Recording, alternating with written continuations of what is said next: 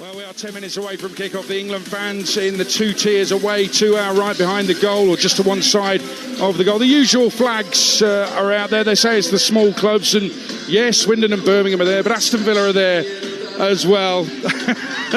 Don't get annoyed. Don't get annoyed about it. Listen, Thomas Tuchel said a lot of players knocking at the door. Everyone desperate to get some minutes in this game. Hence the 7 changes. He also talked, as we mentioned earlier, Anderson and Rice are a very good pair. They complement each other well, he said. They are ahead at this moment in time. Stuart Pearce, as we wait for the teams to come out here in Toronto, is Thomas Tuchel thinking he's got a starting team in his head and a finishing team in his head? Is that how he'll be thinking as a manager going into the World Cup? I think you'll be acutely aware, and as we've spoke about it many times, the importance of the bench and your substitutes. There's no doubt about that. Whether you quantify it as starters and finishers, that's a moot point. But what we need is a bank of players that are all on good form, that are all collectively vying for the greater good, if you like. And I think we're getting towards that. I think when we talk about finishers and subs and who starts the game and who's in form or whatever, which has obviously been a big bone of contention. I know Gareth Southgate in his book talks about how start of his reign he said, yeah, I'm going to pick players on form, and then a few years later he had to rein back on that because there were so few English players to pick from. In certain positions he couldn't necessarily pick players who were on form, couldn't necessarily pick players who were even playing for their clubs. But if you've got a Jude Bellingham, for example, and I use Jude because this is the most likely option, right? If he scores, say, 20 goals for Real Madrid this season, they win the title, they even go on and win the Champions League, can you really leave him out of a World Cup 11 if you're England manager? Well, if you think someone's better than he, the answer is yes. If he scores 20 goals and he drives his team or plays a part in driving his team, chances are he'll be good enough to play his way into the England side, and he'll naturally be wearing the 10 shirt. I think the key is, surely, there has to be no tension if he is left out. And that feels like, despite what he said to us in the interview at St George's Park in June, when I think, the whole world was like, wow, what's he said? And then the apology, it feels like there's no tension off the back of that.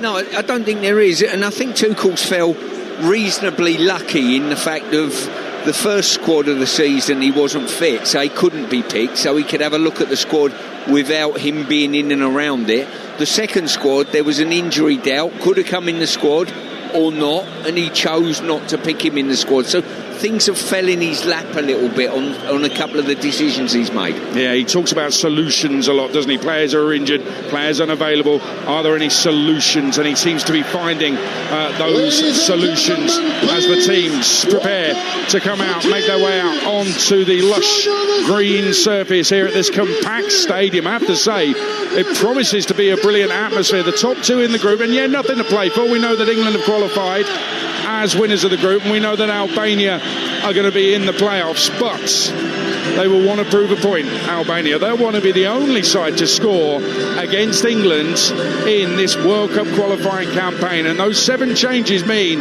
that there are players in this side for England with a point to prove. Somebody like Adam Wharton is out there to show, I can do what Elliot Anderson does in this position, and I can do more. Eza scored 3 goals in qualifying.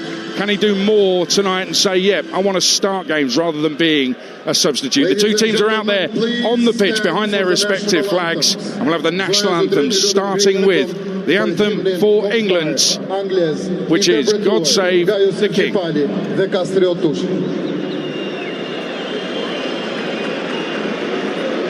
God save our precious King, long live our noble King. God save the King, stand victorious, happy and glorious, long reign on us, God save the King. Sung loud and proud by the England fans away to our rights. And now for the Albanian song called the Anthem of the flag.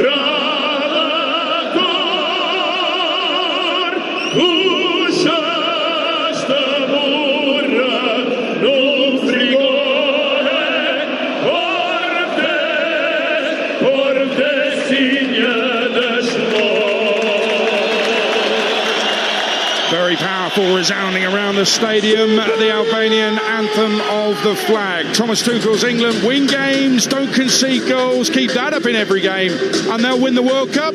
Next step here in Albania. It's live on Talksport with your team of former England captain Stuart Pearce, alongside Talksport's England commentator Jim Proudfoot. Thank you, Adrian, and a very good evening to you at the end of the first phase of Thomas Tuchel's England reign. And it ends where it started, with a game against Albania. The Three Lions arriving in Tirana halfway between his opening match and the World Cup final. 9 games in charge that have brought 8 victories in qualification. A clarity of thought in terms of tactics and personnel. A clear idea of how England will go about it next summer and with whom. 39 different players have been involved, including 6 debutants, another tonight, one of whom's played his way into the starting 11 for the World Cup opener, whilst another has had an outstanding chance. A year of swift evolution. Not every question has been answered, of course, with the odd new one being thrown up along the way. But whilst last season ended with England seemingly as far away as ever from solutions, the final international of this calendar year sees them in a much better place, chasing a 6th successive win to nil and various significant statistical milestones. Win this evening, it'll be 7 away wins in a row, their best run since between 1965 and 67. We all know what happened in the middle of that. It would also set a new national record of 11 successive victories in competitive internationals. If they win without letting Albania score, it'll equal Spain's European record of 10 competitive wins in a row without conceding. Now, ultimately, those feats would make for little more than historical footnotes, but they could be effective psychological fillip ahead of the more significant tests on the horizon. England lining up with Dean Henderson in goal tonight, Kwanzaa, Stones, Byrne and O'Reilly, Wharton, Bowen, Bellingham, Rice and Eza, and Kane. And for Albania, Strakosha in goal, Husai, Ismaili, Jimsiti and Ali'i, Aslani and Ramadani, Bayrami, Lachi and Hodja, and Azuni. The England bench, James, Chalobah, Spence, Anderson, Jordan, Henderson and Scott, Rogers, Saka, Foden and Rashford, with Trafford and Pickford, the substitute goalkeepers. Marco Guida from Italy, vastly experienced referee, is the man that takes charge tonight. Whilst Thomas Tuchel was brought in with one thing in mind: to deliver the World Cup. His England side remain a work in progress, but they eye qualification perfection. Can they end the campaign by winning every game and conceding none? England in all white, kicking from left to right. Albania in their traditional red shirts, black shorts. Wharton immediately in possession. Sends the ball wide for Jared Bowen, who will take it down towards the byline. He's got the ball inside the box, and Kane was waiting by the penalty spot. Didn't quite drop his way. Eza trying to make something happen. Shepherds the ball out of play. England with a corner inside the opening 30 seconds, Stuart Pearce. Yeah, super play there. Ball played from Wharton out to Bowen, who I think it was sort of narrowed into the corner flag by two players, and it looked as though he was just trying to cannon the ball off them and get a corner, but turned into a very good cross indeed. And England got a chance now to test the Albanian backline. With the first corner that's worked short, it comes back outside the penalty area for Eza. He finds O'Reilly. Made his debut the other day, and an impressive one at that against Serbia. Back from him to Rice, clipped inside the penalty area, but on the half volley it's spooned over the top by Jude Bellingham, out of play for a goal kick that'll be taken by Thomas Strakosha away to our right hand side. You would Talksport live in Tirana, where night has long since fallen. Quite a mild evening, not a seat to be had around the Air Albania stadium, and it's 0-0 through the opening couple of minutes, with England on the front foot from the off, and they have developed this happy habit of starting games quickly. Albania work the ball forward to their left winger Hodja. He tries to play it back for the fullback Ali, and Jared Bowen intercepts that, puts it out of play for an Albanian throw. Yeah, as I say, it's we've got a perfect vantage point here, pretty low down, but high enough to see almost when England drop back into sort of mid their own half, see straight across that back line, and be important that the players that have come in maintain the intensity of the ones that have come out the side at the moment. Strakosha fires the ball straight out of play for an England throw taken by Kwanzaa, who's only started one game at right back so far this season. Before Bayer Leverkusen, only playing on the right of three centre-halves, and we are expecting and already seeing it that when England have possession, they push John Stones forward into the heart of midfield, a role that he's very familiar with at Manchester City, where they won a title with this formation that developed into 3-2-4-1. Stones in there playing alongside Adam Wharton. Ball work wide out to the left for Merici Eza and Nico O'Reilly, who finds himself on the left of the three centre-halves, and Kwanzaa in possession now on the right when England have possession and are building. Here's Dan Burn. Back for Kwanzaa again. Very inexperienced England back line tonight, when you consider that Burn has more international caps than the other two put together. He's only got 5. Which is quite incredible. I've got to say, I said to you before the game, Jim, I'm not sure about the formation of pushing Stones into central midfield. I'd prefer our fullbacks to be pushing on and being a good foil for the wide players in Bowen and Eza. I think it's too easy for fullbacks just to latch on and say, that's my job, I'm going to mark our two wide players. Eza coming forward towards the edge of the penalty area for Jude Bellingham. Kwanzaa is able to bring it forward towards the edge of the box. A little give and go with Jared Bowen, worked into the feet of Bellingham. Bellingham out to the England right hand side again. Bowen's ball whipped in, takes a deflection on its way through, falls on the Declan Rice's right foot. Shot on target for England, volley towards the bottom left hand corner, comfortably saved by the diving Strakosha. Through the opening 4 minutes it's 0-0. Yeah, we just seen there the plus side of Declan Rice playing further up the pitch, just got on the end of something, maintained an attack. And what Wharton's got to do is exactly not just a defensive shield. We saw the other day that Anderson probably had more touch than any player on a pitch, knitting things together, collecting off the back line and facilitating the players in front of him. 4 minutes gone here, it's 0-0. It's full time in the rugby. Let's get the details from Stuart Cameron. Yeah, Scotland 24, Argentina 33. A huge comeback from Argentina. They've turned over a 21-point deficit. They've won 33-24. A 5-try blitz in the second half, and Scotland capitulated. Scotland 24, Argentina 33. Thank you, Stuart. Here's Hodja trying to find a way through. Stones stood his ground, but has been forced to concede a corner. First time that Albania have really been able to get any kind of possession in the England final third. And they've won a corner from it, which will be taken on the left flank. 0-0, 5 minutes gone here on Talksport. England has shown a real confidence when they're attacking, pushing everybody up. Almost the whole of the back line are pushed well inside the Albanian half, and just a little thought process, the counter-attack could be a problem going into the game. England with all 11 back inside their own penalty areas. The corner comes in, Bowen heads it away at the near post. Aslani, who took the corner, then Plays it back towards Larchi on halfway. He goes back to his goalkeeper, and Declan Rice waves everybody forward as he leads the press. England have been able to get the defensive line up within 10 yards of halfway to condense the play. Albania have it at the back again with Ali and Jim Shitty, and then work through the midfield for Aslani, and then give it away with a very poor pass out from the back. The Albanians were all in the wrong position there as they quickly dropped back to find some kind of defensive shape to stop an England counter-attack. They had a midfielder at centre-half, a centre-half at left-back, and they've just passed it straight out of play for a throw that'll be taken on the England right-hand side. 0-0, England with the one shot on target so far, which was a Declan Rice effort saved by the diving Strakosha, and John Stones has the ball. 87th cap for England tonight. From him to Dan Burn. Now O'Reilly. Now towards Berici Eza, who's scored 3 goals in this qualification campaign, all off the bench, including goals in his last 2 games. Latvia and Serbia. Quansah under pressure finds Byrne. Byrne will lay it back for Dean Henderson, who side foots it out towards Stones, plays the way that he's facing back to Byrne. Byrne to Wharton. Wharton can turn. Just inviting the press and playing through it here, England, with Declan Rice working it out towards the left-hand side. And this is promising from O'Reilly. In towards Kane. Played back through for the run of Rice. Strakosha off his line quickly.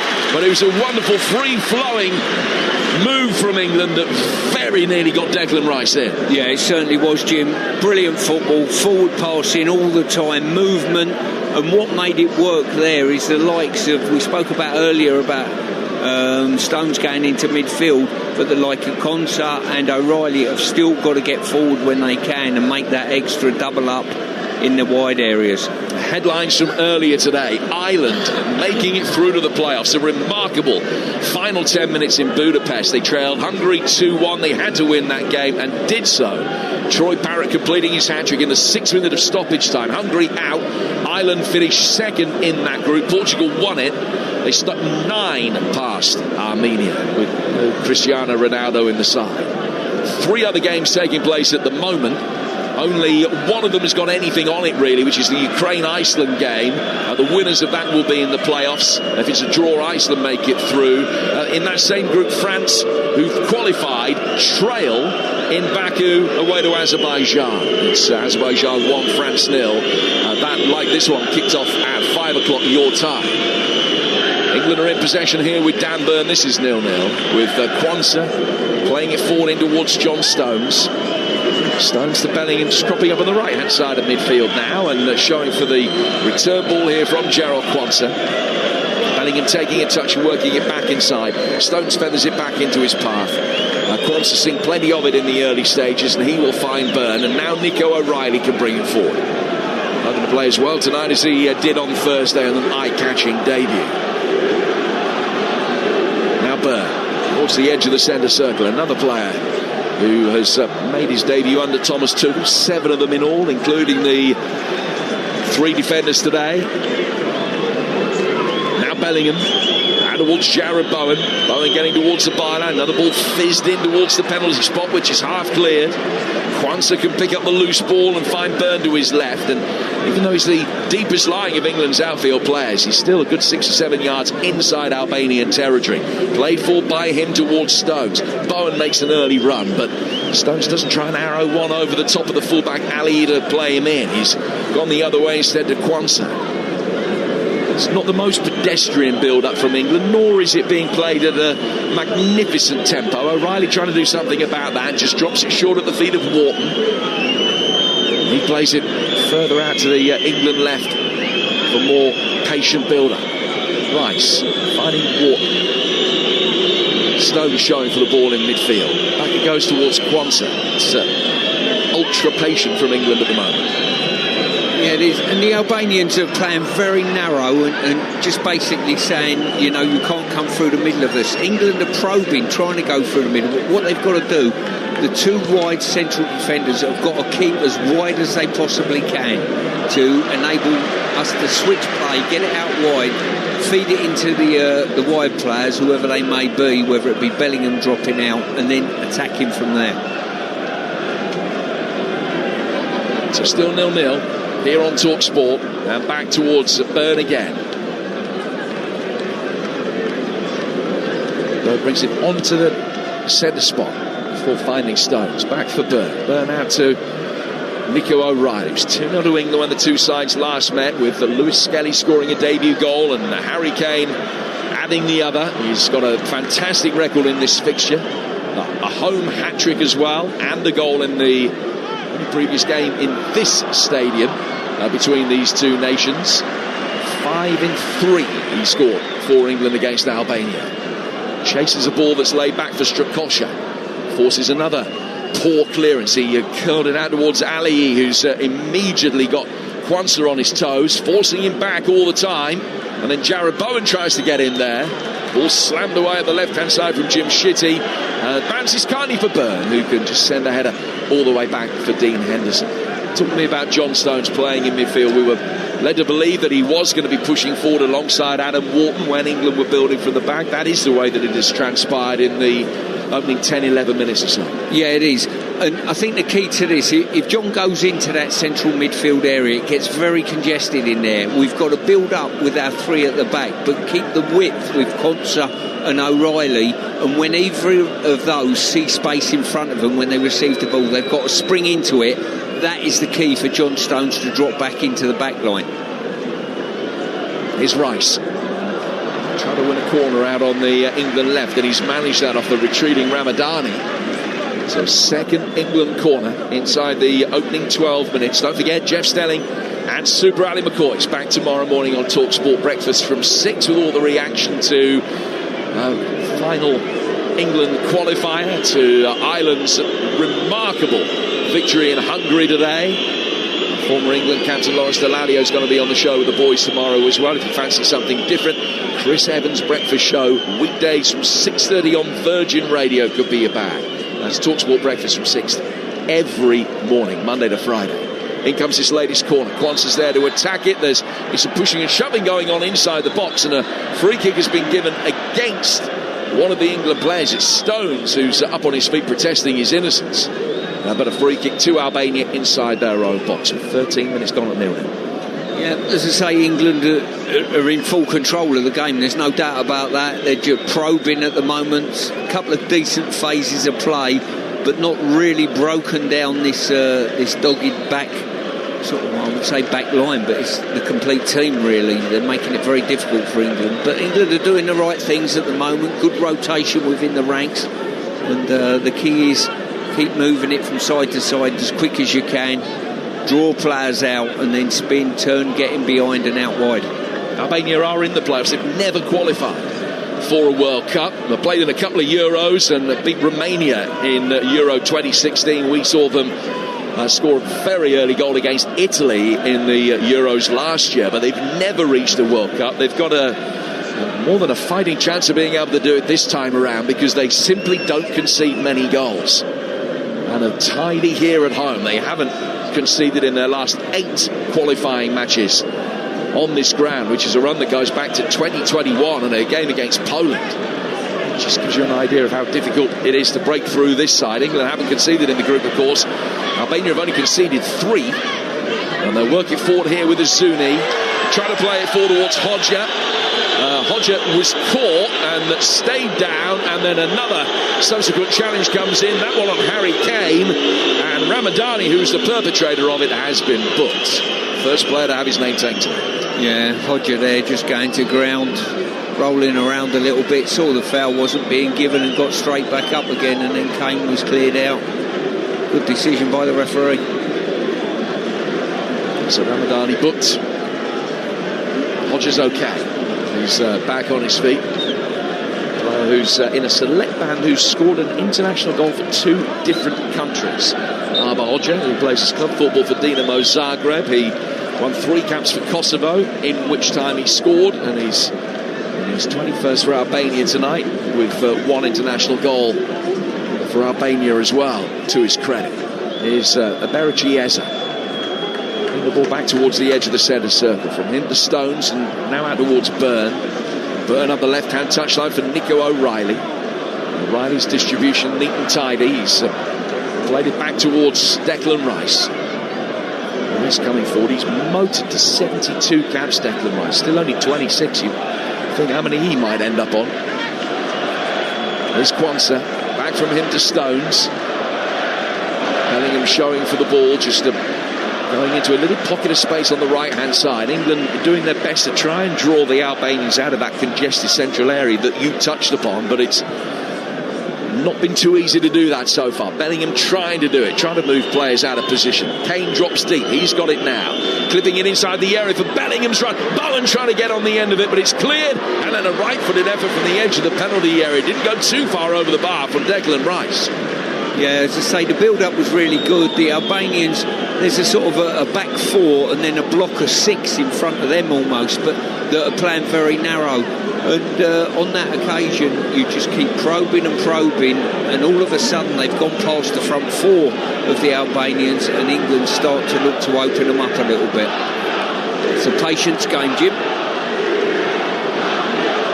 Patience is becoming one of England's longer suits. No, but they haven't got to games like this one inside the opening 15 minutes for all the fact that they do now start much more quickly in matches than they previously have. Bowen trying to take on Husai, who has done well to win a throw over on that far touchline. The fullback with the bleached blonde hair, right back, has played more than 300 games in the Serie A, fine servant of Lazio, and he's got possession at the moment. Now by his own corner flag from the throw, almost overran that, had a play for a corner, and then Kane nearly caught him in possession. He just stuck his foot in Harry Kane, but he wasn't too sure where the ball had gone after that. Albania work it forward long very quickly. Burns pushed his man over. Free kick taken quickly, and Albania will be able to break. Hodja has it, running towards the bottom left-hand corner of the penalty area. Shown inside by Stones. Brilliant tackle by the retreating Bellingham. That was magnificent defending. Came in from nowhere. And he had no margin for error, because if he took anything of the man there, a penalty would have been given. That was sensational defending. They'll come forward again, though, with Husai. Husai towards the edge of the box. Left-footed effort from him. It's cleared Dean Henderson's bar. Out of play for a goal kick. That's Albania's best minute of the game. 17 gone. It's still 0-0. Yeah, two sides of the game we've seen here at the moment. England, patient build-up, keep moving the ball. Technically very good. And the Albanians, technically good on the ball, and they know when they see the opportunity to go for England's goal, they'll certainly do it with pace and power. There's a bad attempt coming in from distance. And Burn can work it forward out towards Eza. The referee just waited to see if there was going to be any advantage. There wasn't. He was fouled there by Ismaili. Berici Eza winning a free kick. I wonder whether he is going to find himself more than anybody else. Eza cast as a role of perennial substitute and a closer for this England team. Already, as I mentioned earlier, with 3 goals off the bench within this qualification campaign. Well, he might find against tiring defenders that little bit more space, that plays into his skill set a little bit more. Dan Burn laying it back for Quansah. As a starting wide on the left today for England rather than in a more central area, although he came on in this same role the other night and really caught the eye. Stones has got it now in front of Silvinho, the one-time Arsenal man who has coached Albania to great success over the last 3-4 years or so. He's won nearly twice as many games as he's lost. Back from Rice. O'Reilly has it. Quansah inside the centre circle. Just rolls the ball back with his left foot and then plays in Dan Burn. Stones clipping it first time under pressure, looping ball back. Quansah had plenty of time to control it. There's no harm done. He's got it now and worked it back behind square for Dan Burn, who just stumbled a little as he brought it under control. He can find O'Reilly. O'Reilly going out towards Eza. Eza gliding through the space in the midfield into the feet of Stones. Back from him to Quansah. Bowen on the England right has got it. Attacking the edge of the penalty area. Comes back inside for Jarrell Quansah again. To Bellingham. Back out towards Bowen. Bowen taking it on. Trying to get the long way around the fullback Ali. His cross is blocked, and then Ali will be able to complete the clearance down the left-hand side, only for John Stones to get there first. And the ball has just gone over the line and out of play for a throw, which will be taken by Albania. You're listening to Talksport, live in the southern area of the Albanian capital tonight. 20 minutes gone, it's still 0-0 between Albania and England. Yeah, Jarrod Bowen's delivered 4 crosses already at this early stage of the game. but we failed to get on the end of them. They're sort of almost a little bit hurried. I think he's got to deliver a touch more quality if he possibly can. Jarrod Bowen's first start for his country since that game that Adam Wharton made his debut up at St James Park prior to Euro 2024. 17 months ago. Eze wins a free kick. He started 6 games for England before today, but just has found opportunities and minutes hard to come by, although he's come off the bench here and there under Thomas Tuchel. Back he goes now from Stones to Byrne and down towards Eze again.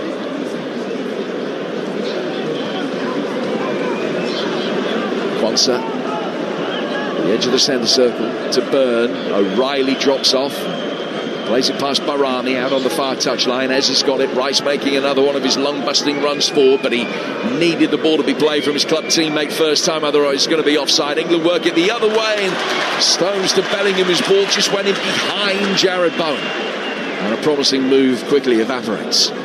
This is one of those games, if England score first, I think they break the Albanians' hearts. But why they're in the game at 0-0 still, they're vigorously doing their defensive work, and on the odd occasion they have turned it over. They've looked quite a threat, because technically they are very, very good.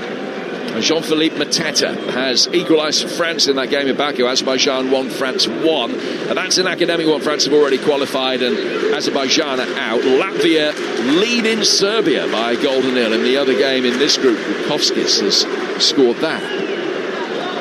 But again, that is academic. Serbia, they weren't out when England beat them the other night. They are now, because other subsequent results have gone against them, denying them a qualification place in the playoffs through their Nations League position. Indeed, that Moldova and San Marino have also been eliminated on the same basis over the last 24 hours. Here's Bowen playing the ball out towards the right-hand side for Quansah.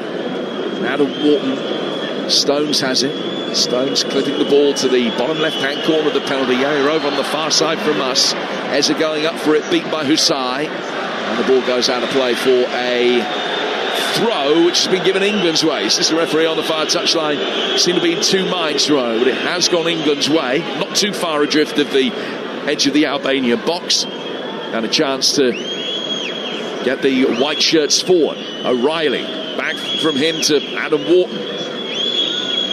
O'Reilly back for Byrne. Byrne getting it forward again in towards the feet of John Stones. Quansah can come forward. Bellingham with his back to the direction of play. Just trying again to draw a central midfielder out of position to leave a passing avenue open for Stones. England able to maintain possession easily. They've been completely dominant in that regard through the opening 24 minutes. Just give it away for a moment over on the far touchline, but get it back again just as quickly with O'Reilly. Possession actually up at 77% for England, but play's going to have to stop just for a moment because Husai over on the far touchline has gone down, and the Albanian medical staff are going to come on and have to give him some treatment. It gives us a chance just to consider what we've seen in the opening 24 minutes. England neat and tidy without creating an awful lot. They've had the one shot on target quite early on from Declan Rice. They haven't created too many opportunities since then, but you've talked about patience being one of the watchwords tonight. Yeah, it is.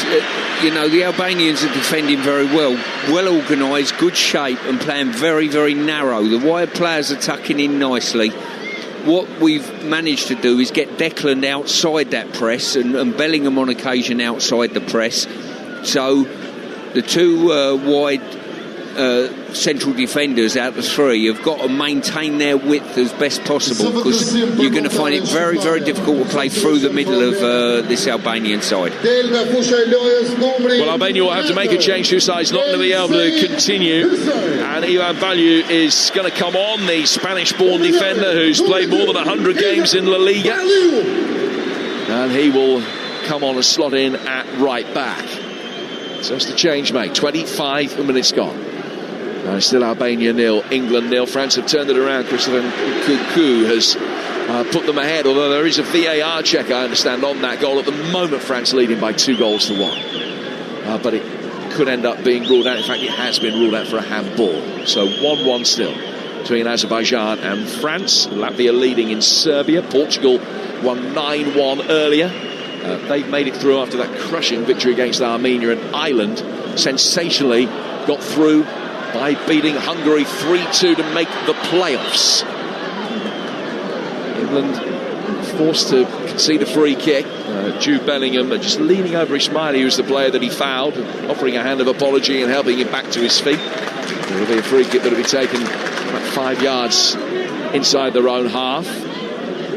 Albania can work it forward again. They've not got a great record against top 10 nations in their history. Have won only 3 out of 57 and have lost the last 13. They're hoping to extend those runs tonight. Bayrami plays the ball back here. Ramadani, they're getting it forward again. First time ball in from Bayou. It's half clear outside the penalty area.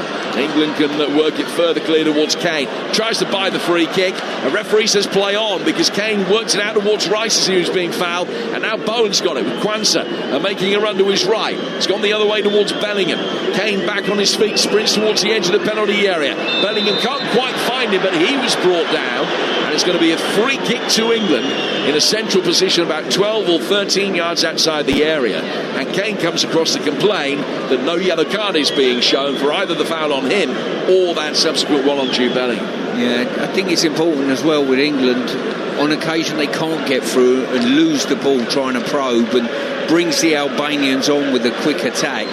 As soon as we stop that attack, we have to make sure, because they're out of shape slightly, that we attack them very quickly. So 0-0 score, 27 minutes gone here in Tirana. Declan Rice orchestrating this free kick. There's only one man in the wall. It's just beyond Rice's range, I would suggest, but he's got Byrne on the left-hand side of the box and Kane to try and play in as well. It's taken a touch on its way through. Goalkeeper Strakosha with quick hands did well. Kane got something on it and flicked it back through the 6-yard box. So Strakosha just got there ahead of Bowen, who was lurking with intent. Now Albania will try and get it forward quickly with Ramadani. Ramadani caught off the ball there by Bellingham. And a free kick. Again, the referee says play on. You've got possession. They've worked it quickly out towards Zuni. And it's been played off him and out for a throw. Good defending by Dan Byrne, but that was a needless collision in the heart of the midfield involving Jude Bellingham. Yeah, it was. As I say, there was not much in it, but I've got to say, what the Albanians have got, they've got a mentality of when we do get the ball back, we attack as quickly as we possibly can, and that in itself, the alarm bells ring a little bit. Rice again leading the press. Albania working back towards Strakosha. Long ball over the top from him towards Chazim Larchi, who certainly seemed to be offside. Thomas Tuchel is furious that no flag came up. Next phase of play, Albania having to work it forward again. No flag against Larchi. Ball laid back through the penalty area, and now the flag comes up. As I say, they generate a lot of excitement here when they do actually get the ball forward. There's an intensity about their play, and every pass is a forward pass. Every run's a forward run. Well, they're playing with a confidence, and it might not be the best Albanian side in history, although it would be pretty close, I would suggest. I mentioned earlier they might reach the World Cup for the first time. Statistically, though, it is. They've won 5 in a row coming into this, something Albania have never previously managed. The FIFA World Rankings, they're down in the low 60s, but in the yellow ratings, which we was talking about being slightly more accurate, they're up at 50. And they've, I would think, got a decent chance with a half-decent draw of making it through to their first ever World Cup as one of the 4 sides who will qualify through a European playoff place. John Stones has got it. Plays it down towards Jude Bellingham. Bellingham caught in possession. There's good play by Azuni. And that's the cue for Hodger to make his way forward very quickly. Back out towards Azuni again on the left-hand side. Back to the fullback, Ali. Now Jimshidi bringing the ball under control. Can find his centre-half partner, Ismaili. Work forward into the feet of Bayrami on halfway. Aslani comes and shows for the ball in midfield. The man that scored the winner in Andorra on Thursdays, playing his club football for Torino this season. Hodger's got it now, and he will come forward, running with real intent towards the edge of the penalty area. Slips it off to his right, almost got the return ball. Stones made sure that he didn't, but just had to send a looping clearance straight out of play. He's never got any second thought, Hodger. When the ball is at his feet, he is going to run as quickly as he can, very direct towards the edge of the penalty area to try and make something happen. Well, I have a lot of frustration with wide players who play the ball backwards and sideways. That's certainly not the case today. All of their players, and certainly Hodger on this side, they're very, very dynamic and direct. Well, he's won Albania's second corner. She's an away swinger from that far touchline, headed away well by Kane on the edge of the 6-yard box. Back out towards the far touchline where they elect to let it go out of play for a throw. He's a little bit like, and he's taller, not quite the same build as Xherdan Shaqiri, but he's the same kind of player when he gets it. When Shaqiri used to really be at his best, that he would get it and just drive at you. Yeah, and good technique with both feet as well. Ali, they're trying to release him again, and he's quick. He gets to the byline. He's kept that in very well. Stones didn't get it away. Player coming in from behind and can win it back. Albania forced back outside of the England penalty area, but work it with Azuni. Down towards Ali. On the left-hand touchline is Chazim Laci. Back from him to Ramadani. And England with nearly everybody behind the ball, forcing Laci to go back inside his own half, but it's going to come straight back again with Jim Shitty. Opportunity for Laci to try and turn in the midfield. Barami then lost it. No foul. Despite what the boos and whistles of the Albanian supporters will tell you, the referee Guida said play on, and Bellingham will work it out to the England left-hand side and get a quick return ball from Declan Rice, who's covered an awful lot of ground. Yeah, he has. He's working that sort of inside left channel, darting in behind on occasion, getting wide to receive to feet, and he's doing his level best to unhinge this midfield of Albania. It's 0-0 here on Talksport. We'll give you the Talksport England trivia question in a couple of minutes, going back to the 1980s for the last one of 2025. We'll give you about half an hour or so to think about that, and give you the first airing of the question very shortly. Harry Kane's in possession for England. He's worked it down the right-hand side, but Bowen's beaten his man beautifully. Gets towards the byline, just waited a little bit too long before delivering the cross, and Aslani could come back and block it. Just doubled up with Ali, the fullback, who's losing many of his battles against Bowen, and then Kane just got caught as he tried to play the ball forward. He got clipped, and it's another England free kick, 20 outside the box. I'll tell you what, the Albanians are not giving Harry Kane a moment's rest. He's dropped deep on occasion to pick it up. He's received it in the opposition's half, but every time he gets it, it's as though they've been told, whatever you do, don't let him get away from you, commit a foul. Frustration was etched all over his face then. Well, he's made his way forward, and he's just bending over inside the D, just adjusting his socks. Declan Rice is the player that is standing over the free kick itself. Everyone apart from O'Reilly and Rice, the free kick taker, are around the edge of the penalty area. Kane, Bowen, Wharton all jockeying for position. Rice sending it in deep. Byrne goes up, climbs the heights, heads it down. Albania should be able to get it away easily with Aslani, who could take a touch and then another, and then he's forced to work back inside his own penalty area by Kwanzaa. But he can get it clear eventually. O'Reilly loses out on halfway, and the lively Azuni has won it back. They try and play the ball down the right-hand touchline for Barami's run, but it was a misdirected pass. That'll be picked up by Dean Henderson. England building from the back again. Still 0-0 here on Talksport. Jim Proudfoot and Stuart Pearce talking through the action of the Air Albania Stadium. We'll have all of the reaction from Thomas Tuchel and today's headline makers with our England correspondent Faye Carruthers asking the questions in the post-match interviews at the conclusion of this game. Imagine Alan Pardew taking your reaction on 08717 223344. Madge will be delighted that his royalties have gone up after the pre-match playlist here in the Air Albania Stadium. He was noted his finest Boney M-inspired contribution did get an airing about an hour before kickoff, so the drinks on match tonight. It's 0-0 at the moment. Let me give you the first reading of today's trivia question then. It surrounds Alex Scott. Just go through it in a moment. Albania have won possession very cheaply in the midfield. Can take it on towards the edge of the penalty area. Slip it out towards Ali on the left-hand side of the box. He's pulled it back. Little step over. Everybody missed it except for Reza, who can get it under control and very gratefully bring it away. And now England will try and break quickly. Bellingham in towards Kane. Kane again being wrestled, has done well. Bellingham's got Bowen to his right-hand side. Slips him in now. Jared Bowen across the face of goal. Strakosha got a right arm to it to beat it away. Again, some very physical treatment being dished out to Kane and Bellingham, trying to deny them any opportunity around the edge of the penalty area. But England's best move of the game sees Bowen thwarted by Strakosha, and England get a corner. Yeah, really good play there by England. As I said earlier, when you turn it over from an Albanian attack, when they're unhinged slightly, you've got to really go after them. We've done exactly that then, and a good save by Strakosha. France are now 2-1 up away to Azerbaijan. Akliush has scored that. Still 1-0 Latvia leading in Serbia. It's 0-0 between Ukraine and Iceland, which would see Iceland in the playoffs. 0-0 here as well, with England poised to take their third corner. In from the left-hand side from Wharton.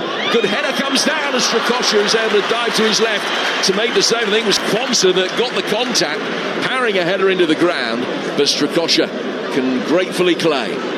Yeah, we've tossed a couple of outswing corners in. I'd like to see us maybe whip something in underneath the crossbar, get the goalkeeper tempted off his line. Stones clears, and that'll go out of play for a throw. So here is the trivia question. Alex Scott on the bench tonight for England, born in Guernsey, so he would be England's 8th international of the 21st century not to have been born in England. Now in the 1980s alone, there were 6. Can you name them? So that's 6 players played for England in the 1980s who weren't born in England. We'll get the views of the team at the back end of half-time. Hopefully a few pointers. We'll go through the answer for you just past the midway stage of the second half. 6 players who played for England in the 1980s who weren't born in England. Declan Rice, Wharton, played forward, Kane on the stretch, and the ball well knocked away. Jared Bowen coming in off the right flank, trying to get there. It was a well-timed challenge to thwart him, and then another really good one from Wharton, but he's going to be booked for it. I thought he'd won it cleanly, but Aslani went down, and Adam Wharton is in the book. Yeah, just got there slightly late, I've got to say. Badrami made a lot. Aslani, made a lot of that. Up on his feet now.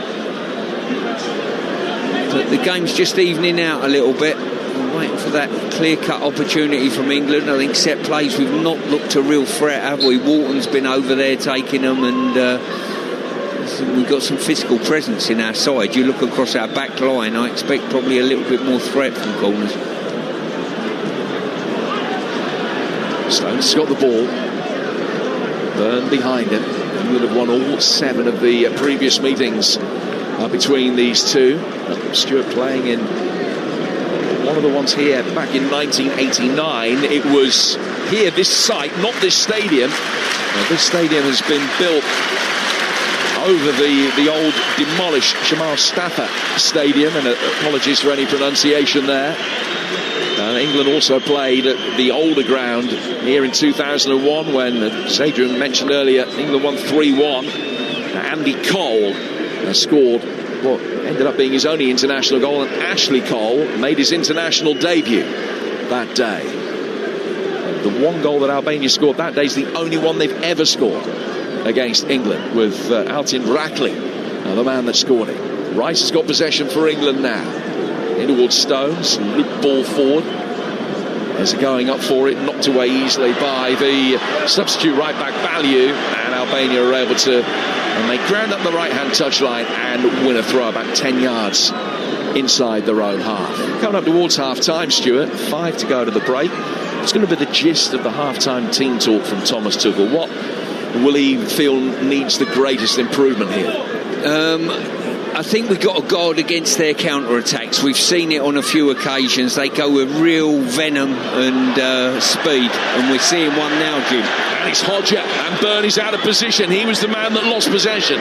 Hodger running inside the box, and Stones again has defended it really well. He just didn't dive in or commit himself, stayed a respectful 2-3 feet away, and as Hodger elected across, Stones was able to divert it behind into the side netting of Henderson's goal, and out for a third Albania corner. Still 0-0. Yeah, as I say, the counter-attack's certainly got to be guarded against. He'll make that point. Secondly, I think he'll say we need to be patient, but patient doesn't mean slow. It means keep moving the ball quickly, probe into central areas, but when it comes back out, you're going to have to use the width of our two wide centre halves. And can we feed the likes of Rice and Bellingham if they pull wide as well? Thuram's made it 3-1 to France in Azerbaijan. 0-0 here. In comes the corner, and it's headed away easily by John Stones. Back outside the box.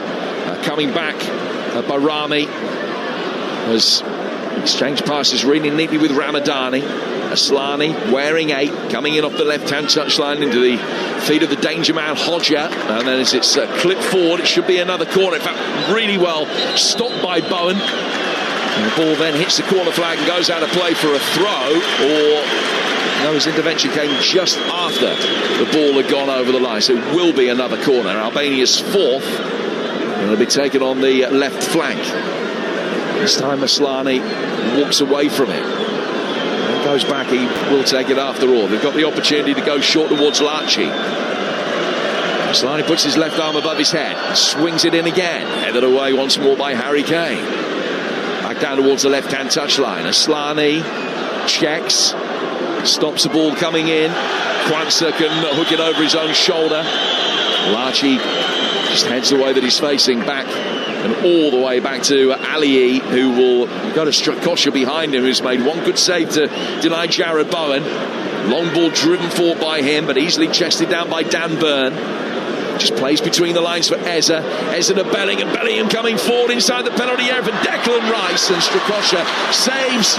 Wouldn't have counted anyway because Rice was offside. I've got to say, brilliant play there by Jude Bellingham. He sets out from his own half, went and pressed the centre half. He went on then to press the goalkeeper off of that, and it got him in a really good advanced position when England turned the ball over and counter-attacked. And that third France goal has also been disallowed for handballs, so they've scored 2 and had 2 disallowed for handballs, and they lead by 2-1. Ireland through the playoffs, Portugal through. I think they became the 31st country to qualify out of the 48. Here's Jared Bowen on the right-hand touchline, dancing between 2 Albania players quite brilliantly, getting it back from Harry Kane. Bowen slipping into his left-hand side for his erstwhile club teammate Declan Rice, who again has received the ball in an offside position. There's another free kick to Albania on the edge of their box. 90 seconds to go to the break. Still 0-0. Yeah, I think we've just seen an indicator there of Declan Rice's new position. I bet he's never been offside twice in one game ever in his life. Let alone in the space of about 2.5 minutes. But he does cover some ground. Oh, incredible athlete, and him and Jude Bellingham are attempting to find these spaces to break the deadlock. I know the games by their very nature will be different when we're playing in the summer, but you couldn't expect Declan to be able to get through this amount of work with this intensity in the hot meteorological conditions that we're going to see in North America. No, you wouldn't think so, but listen, you know, every yard that he does, a defender's got to make the same distance to cover his run, and he does it a lot quicker than others. So the last minute of the 45, there will be a little bit of time to be added on, but not much. We saw the injury to Husai, so maybe a couple of minutes. Albania are in possession with Aslani. It remains 0-0. Aslani angling one over the top. It's a beautiful ball out towards the far touchline for Baliu. O'Reilly was very quickly on the scene and forced a pass to be misdirected, and now England will break quickly with Eze. He's got a challenge coming in from behind him, but he knew that Barami was there. Barami's still able to come back and pick his pocket. Albania clear, but only as far as Wharton to Kane into 1 added minute at the end of this first half. Kane down towards Bowen for Stones. Hunter made his way down the right-hand side, but the ball's gone back into the centre for Jude Bellingham. Bellingham controlling it neatly, running it away from Azuni, getting it back again. Now fall into the feet of Ward. Bellingham going down off the ball after a collision with Azuni. Still play goes on. O'Reilly back for Byrne. Thuram has now scored France's third. This time it counts. 3-1 they lead. 0-0 here. The last action of the first half. Bellingham towards the edge of the penalty area into a central area, twisting one way, then going the other. Nico O'Reilly back for Stones. Stones to Bowen, given away by him. Slam forward from the back, and the referee will signal the end of the first half. England with the lion's share of possession, not really creating too many chances. You can see why each of these two sides have such impeccable defensive records. They've only conceded 3 between them in 14 combined games. Chances at a premium. And at the break in Tirana, it's Albania 0, England 0. Yeah, I understand what you're both saying about Declan Rice there, but it's bordering on being a football crime in being offside for that one with Jude Bellingham. Jude Bellingham had done well to press. He got himself onside from being miles offside, then received the ball, and then Declan Rice just should not be offside. That should end up being 1-0 to England. It's 0-0 at half-time. And let's focus, Stuart Pearce, on Jude Bellingham so far. 30 touches, 24 passes, 1 key pass, 87.5% passing accuracy. And as you highlighted, that press, the length of the field, basically, he's given his all for the cause, Jude Bellingham. Yeah, I think him and Declan might be the ones, and Harry dropping deep and playing forward passes might be the ones that break this stalemate, to be fair. They've done quite well in some of the positions they found, but it's quite an intriguing game actually. It's a game of chess at the moment. The Albanians are very dogged, very well organised, very compact centrally, and we've got to make sure that we find the right pass. If we do lose it, they've shown on a couple of occasions how aggressive they can be with their counter-attack surge. Yeah, they are effectively playing a 5-5-0, but actually when they break, they get numbers forward. They are a threat to us, aren't they? Yeah, they certainly are. It comes out into these wide areas and they've got nothing on their mind apart from going to our goal from A to B as quickly as they possibly can, with pace on the ball, with passing ability, and technically they're very good, and also as well getting numbers there to support it quickly. I think we've done okay without being too threatening in forward areas. Jared Bowen a little bit slow on the ball sometimes. Maybe that tempo, he could get it across in a little bit quicker, a little bit sharper, maybe. What I would say is, because we're playing these 3 at the back, when Jared does receive it, he's got a 1-on-1 or a 2-on-1 not in his favour. That's what happens when you put one of your central defenders into midfield and build with a 3.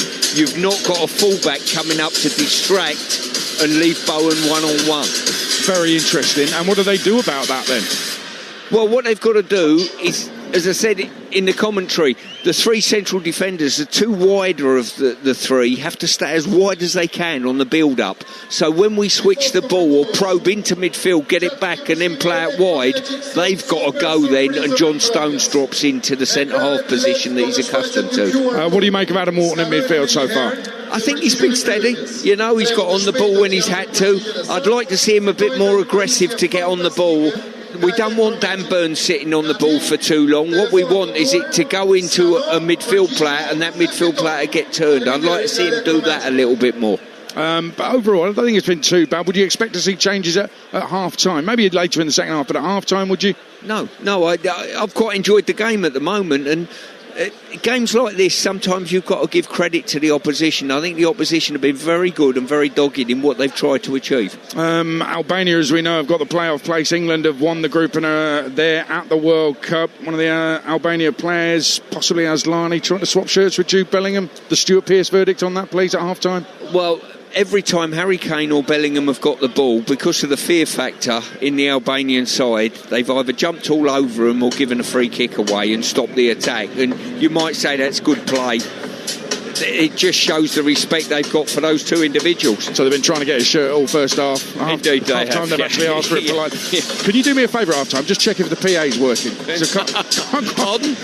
Can't quite catch it. Stuart, thank you very much. 0-0, Albania 0, England 0, live on Talksport. France 2-1 up, but they're finally being penalised for handballs, France. They've had 2 goals disallowed for it. Ireland can finally put that Thierry Henry handball behind them, maybe, because of what happened earlier today. The Republic of Ireland came from 1 down, then 2-1 down, to beat Hungary 3-2 in the 96th minute.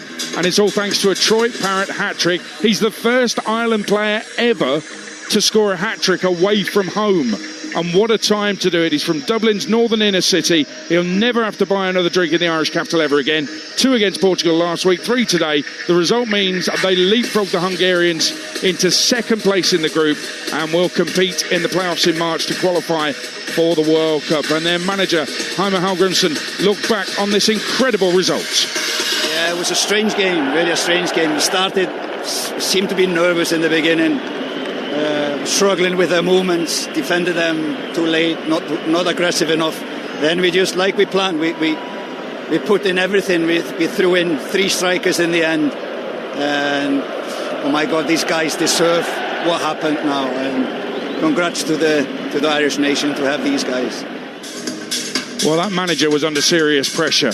The last 2 games maybe even have saved his job. 13 hat-tricks in Ireland's history, all in Dublin, until Troy Parrott hit 3 to take Ireland to a World Cup playoff.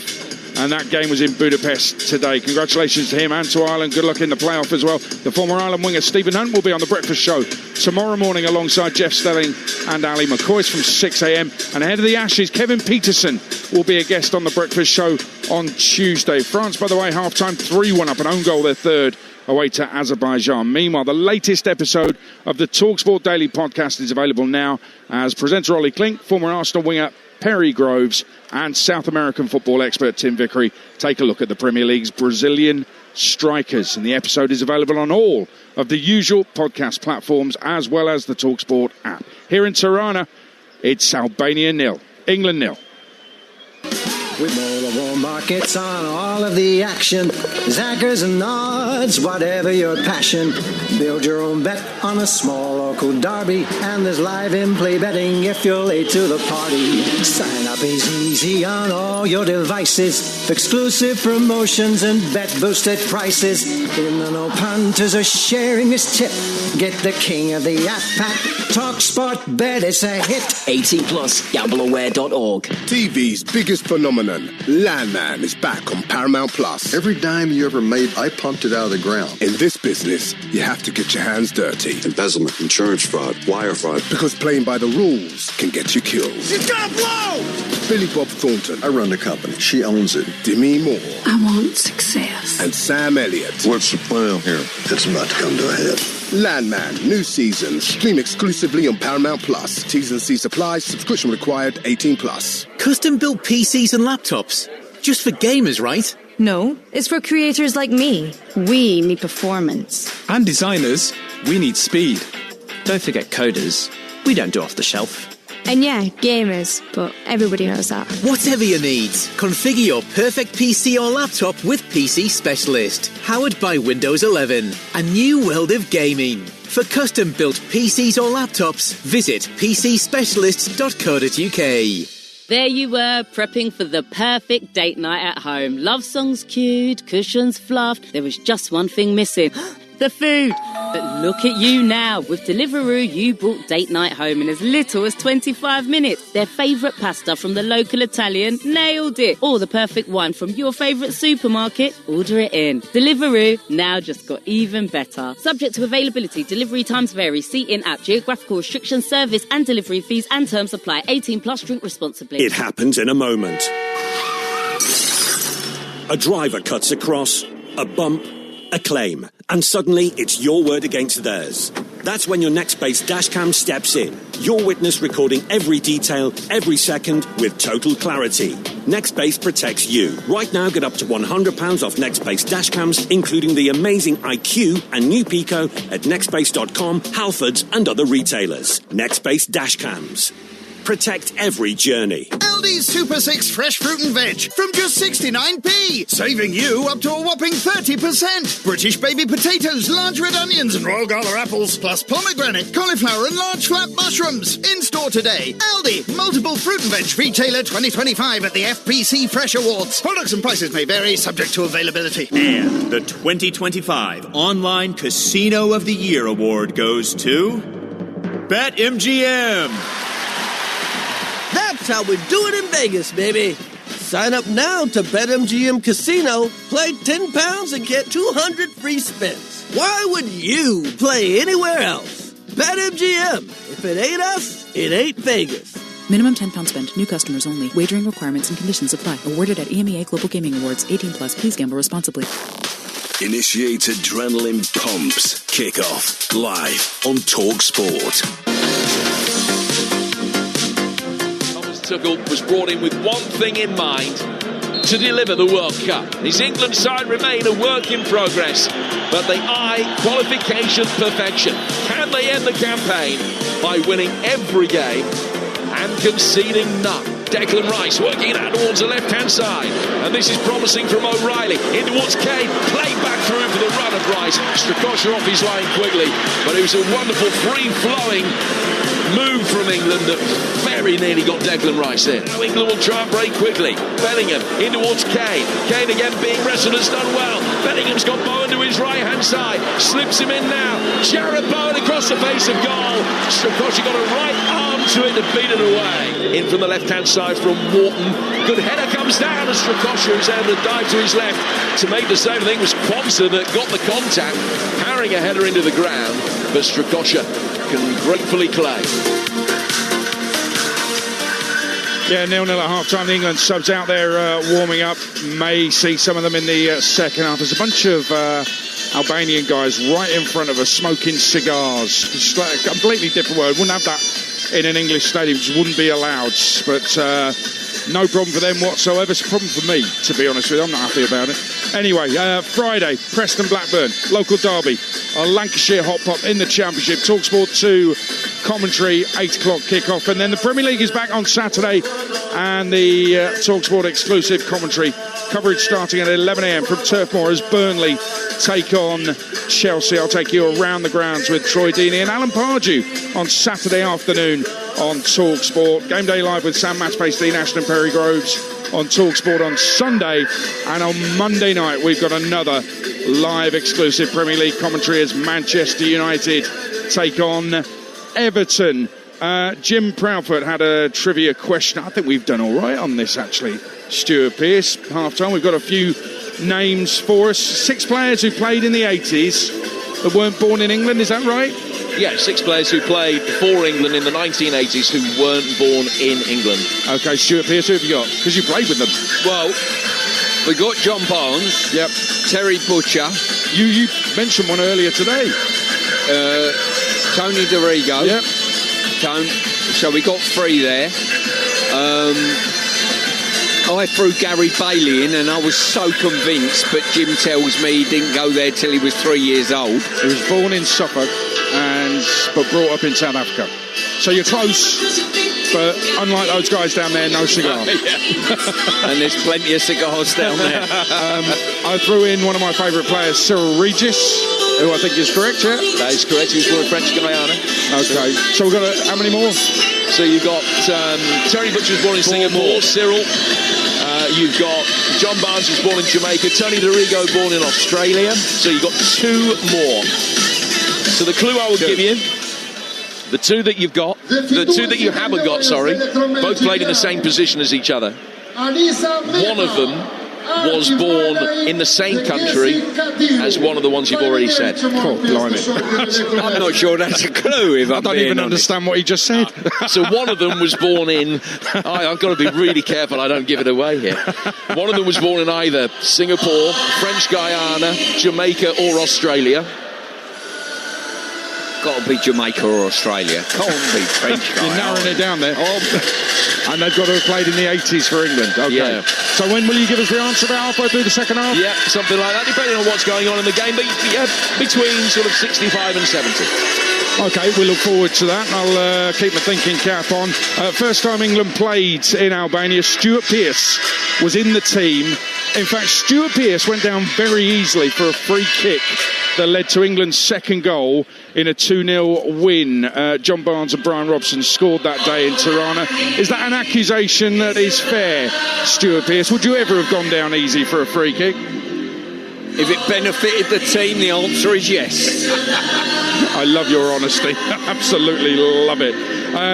That first half, 0-0, but I thought there was a lot to hold the interest. England's XG against Albania, their lowest in the first half, though, under Thomas Tuchel. They've not had lower in any half of football since he took charge. Is that something to be concerned about? Jim Proudfoot. Well, what I would say is this is the best team that they've played so far in a competitive international.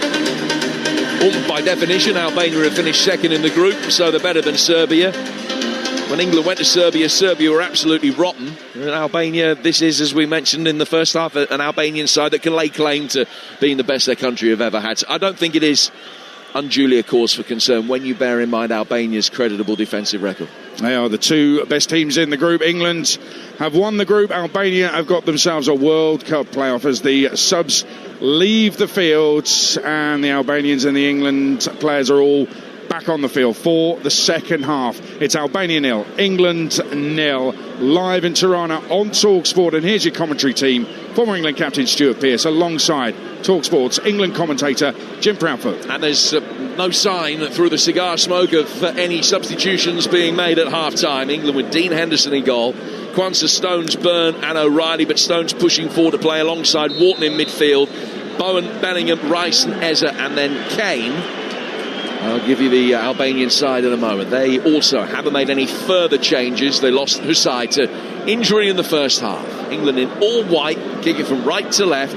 So that's away from the England supporters in the right-hand half of the stand away to our right. And Dan Byrne can bring the ball forward now with Nico O'Reilly to his left-hand side. O'Reilly with the heavily tattooed arms, just bring the ball under control. Lays it back again towards Dan Byrne. Byrne going straight through the heart of midfield to find John Stones. Now Bowen's got it. Bowen, who had some lively moments in that first 45 minutes and his first competitive start since June last year. Ball chipped inside the penalty area, is headed away by Jim Shitty and then further cleared. One back well by Kwanzaa. They'll go out towards the far touchline and Albania can get their foot on the ball. Wharton is in there. It's all a little bit frenetic. Good ball though from Bowen. Rice poking it on. Seemed to get caught, but having just poked the ball away from Ismaili, maybe the Albanian defender didn't really have anywhere to go. Declan Rice is back on his field, just feeling his back on his feet. Sorry, just feeling his rib cage and rotating his right arm to make sure his shoulder's okay, and play will continue. Albania have it again with Ramadani. Forward towards halfway for Azuni. And on the right-hand side, Barami. Always an air of expectation when they can get the bodies forward quickly. Here's the substitute, Baliu getting inside the 6-yard box, but a little flick from Laci was very easily saved at the near post by Dean Henderson. You would talk sport, played a couple of minutes of the second half, and it is still 0-0. Yeah, really unfortunate. Just saying. Brilliant play by Bowen, who got turned, played it into Declan Rice, who just overhit it. The challenge comes slightly later. Decent opportunity, but once again the Albanians broke very quickly, and a little back heel went straight into Henderson's grateful clutch. The hosts in the dark red shirts and black shorts have Strakosha in goal, Baliu the substitute at right back, Ismaili and Jim City, and then Ali making up the back four. Barami, Ramadani, Laci, Aslani and Hodger in midfield, and Azuni up front.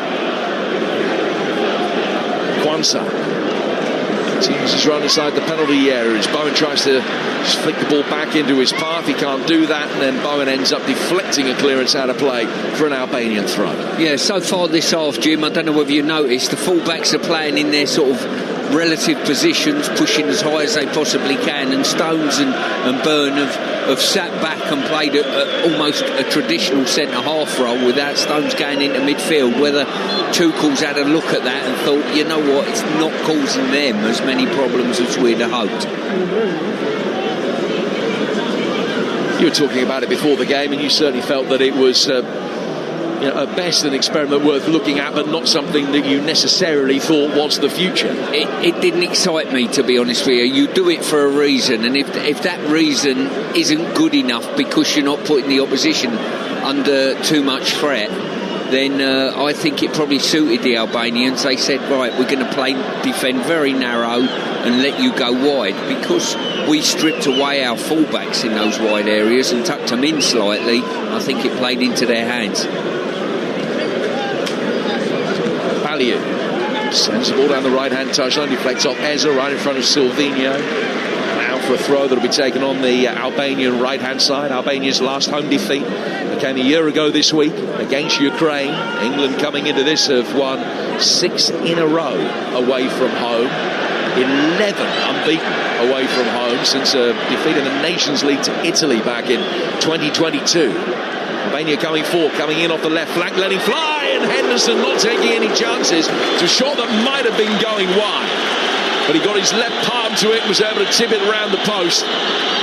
It was very well struck by Ramadani, and Albania get a corner. Well, how this game's going at the moment, if Tuchel thought he was going to make a couple of substitutions to key players, i.e. Kane and Rice, I think he'll think again. He'll want this game won before he does that. Right at that point in the moment, as Albania with their first call of the second half work it short. Baliu back out for Aslani. Had time to measure the cross. O'Reilly quickly on the scene. Aslani checked back inside and sent the ball inside the penalty area. It was easily cleared. Does he look at the bigger picture and say it doesn't matter really to have a 100% record and to maintain this excellent defensive streak today? I would rather see certain questions being answered in specific areas of the field, or, notwithstanding the fact that it's a dead rubber, is he still all in for the result? I think he'll want the result personally. I think he'll want to win the game before he makes potential changes of personnel. England have lost it again. Barami can come forward, and he's got options either side of him. He's playing inside the area. Henderson able to make the save from Hodger. What a chance! Rolled through the penalty area. Azuni let it go, and Hodger coming in unmarked at the back post. He's 15 yards out. He siphoned it towards goal, and Henderson came down and made the save to protect England's perfect defensive record in this qualification group. But they should have scored.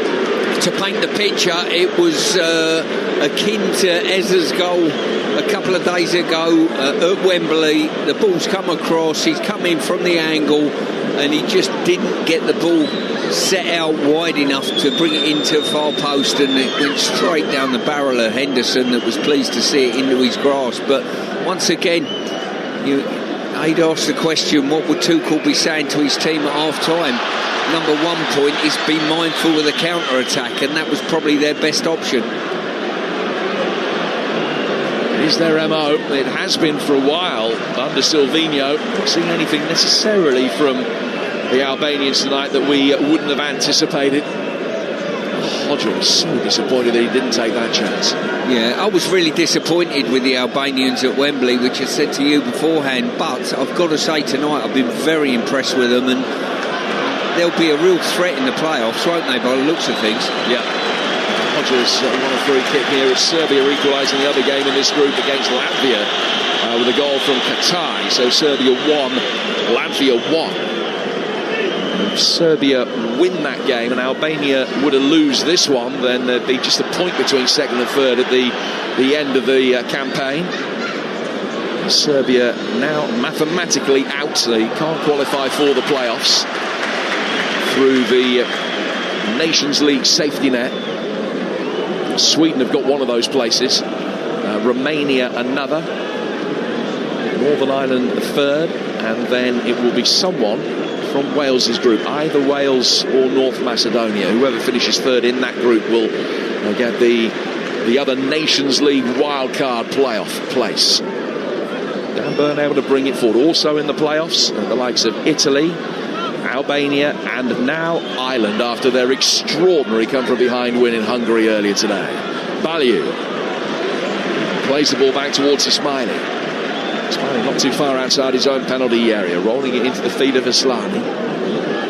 Then getting it back, Rice putting the pressure on the goalkeeper. Strakosha can clear. He only made a handful of appearances in his time at Brentford, just one Premier League start there. But he's been Albania's first choice keeper for a while. He's not too far short of 50 caps. Stones has got possession, and he's coming forward for England, and just tiptoeing into Albanian territory. Nico O'Reilly now. Here's Declan Rice. And with this slight change of emphasis in the way that England are playing and building from the back and that Stones isn't going, it does allow O'Reilly to make the odd occasional diagonal run forward into midfield. But here's Kwanzaa in a more orthodox right back position, making his way down the right-hand side of the penalty area, but losing possession. Across comes Stones with a firm block challenge. Wharton is there to link up the play. Bellingham gets the shout to turn in the midfield. Plays it down towards Eza. Still 0-0 here in Tirana on Talksport. Eza just venturing back out of the left-hand touchline. Back from him to O'Reilly. Stones clipping it forward.